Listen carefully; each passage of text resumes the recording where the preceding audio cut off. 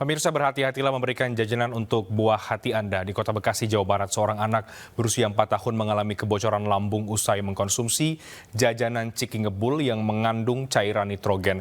Begitu pula di Tasikmalaya, Jawa Barat, 7 orang siswa sekolah dasar keracunan usai mengkonsumsi ciki ngebul.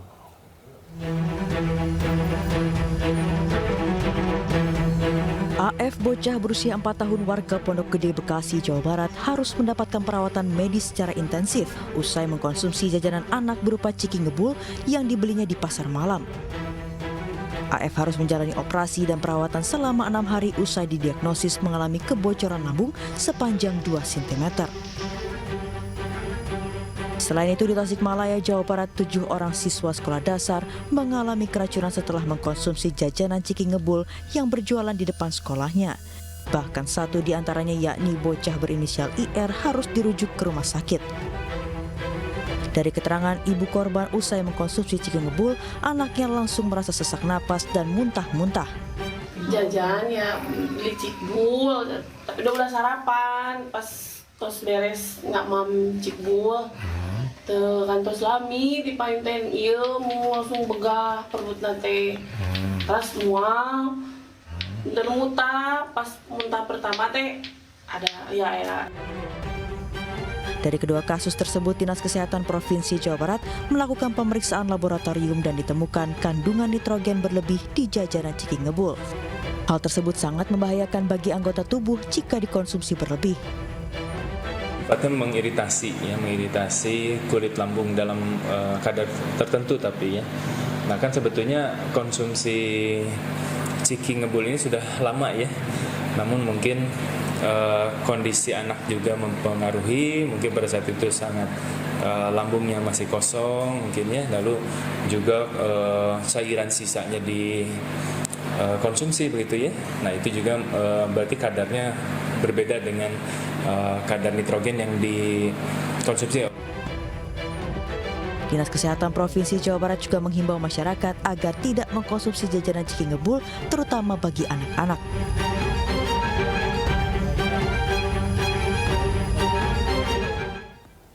Kondisi Eni, ibunda Tiko yang sebelumnya tinggal di rumah mewah tanpa listrik dan air berangsur membaik.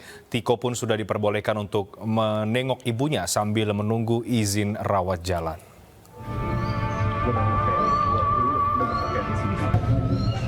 Mungkin memang jalannya kok. Ini jalannya untuk kesembuhan nyokap lu. 11 hari sudah, Eni, ibunda Tiko, dirawat di Rumah Sakit Khusus Daerah Durensawit, Jakarta Timur. Kondisinya kini semakin membaik. Ia juga sudah bisa berinteraksi dengan sekitarnya. Kini Tiko sudah bisa menengok ibunya. Meski tidak membutuhkan perawatan khusus, namun kondisi Eni masih harus terus dipantau sebelum nantinya akan diperbolehkan untuk menjalani rawat jalan. Cukup kooperatif gitu. Akan kita tidak temukan kelainan fisik yang secara khusus perlu ditangani. Kita mulai masuk ke pengobatan kejiwaannya. Sementara itu, Tiko yang sebelumnya dilaporkan keluarga ayahnya kini sudah damai. Tiko meminta maaf dan mengaku selama ini hanya menceritakan pengalaman hidupnya. Sebelumnya, Tiko merawat ibunya dan tinggal di sebuah rumah di kawasan Jatinegara, Jakarta Timur sejak tahun 2010 silam. Sang ibu diduga mengalami depresi setelah ditinggal sang suami sejak tahun 2010 silam. Tiko dan ibunya harus tinggal di rumah ini tanpa listrik dan air. Bahkan Tiko harus berhenti sekolah karena tunggakan biaya sekolah yang mahal.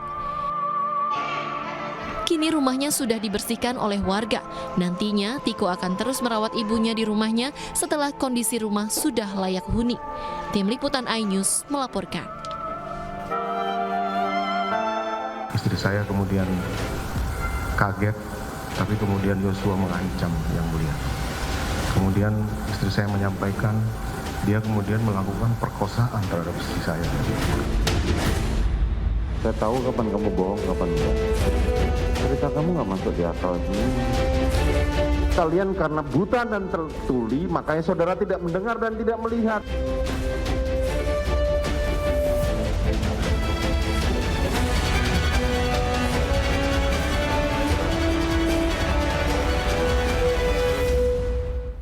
Diperiksa sebagai terdakwa dalam sidang hari ini, Ricky Rizal mengaku tidak melihat Verdi Sambo menembak Yosua. Namun pengakuan itu mendapat cecaran majelis hakim dan jaksa penuntut umum.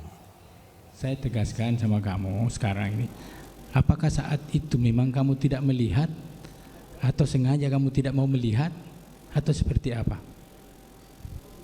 Jadi sudah saya sampaikan, saya tidak melihat Pak FS pada saat yang disampaikan oleh Richard bahwa beliau menembak Joshua ya. Saya tidak melihat karena memang pada saat itu saya sempat ke dapur itu, Pak. Saya tidak tahu yang terjadi. Bagaimana saya bisa melihat ke belakang sedangkan mata saya menuju ke arah dapur seperti itu. Kamu ke dapur itu saat RE menembak, setelah menembak, atau saat FS menghampiri? Jadi Joshua? Kejadian itu kan berlangsung cepat ya Pak. Ya, tahu, betul. cepat. Oke. Jadi yang saya lihat itu kan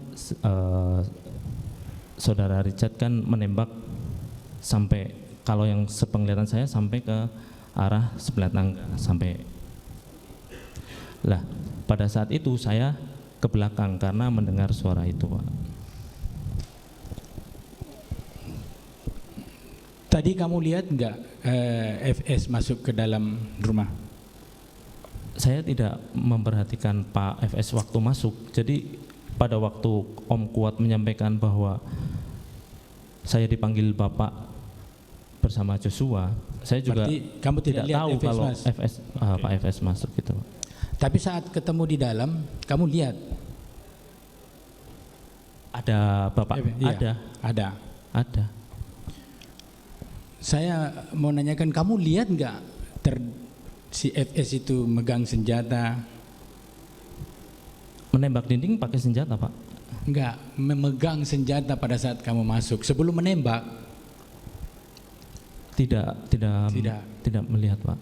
Di badannya kan cuma 2 meter jaraknya itu. Di badannya, kalau polisi itu kan naruh di sini biasa pasti kelihatan lah, dan jendul-jendul handphone aja ditaruh di sini kelihatan kok. Mohon izin Pak, jadi saya masuk itu bukan terus saya berdiri, terus lama, terus saya perhatikan gitu, enggak Pak. Saya itu jalan. Dalam sidang hari ini, Ricky Rizal kembali menegaskan Sambo perintahkan untuk tembak Yosua. Perintah ini diberikan Sambo saat merancang pembunuhan Brigadir Yosua. Kemudian apa yang disampaikan terdakwa Verdi Sambo pada saat itu kepada saudara? Saya duduk terus Bapak menanyakan ada kejadian apa di Magelang. Saya jawab tidak tahu. Terus Bapak diam, terus tiba-tiba menangis yang mulia sambil kelihatan emosi sekali. Terus menyampaikan kalau ibu sudah dilecehkan oleh Yosua.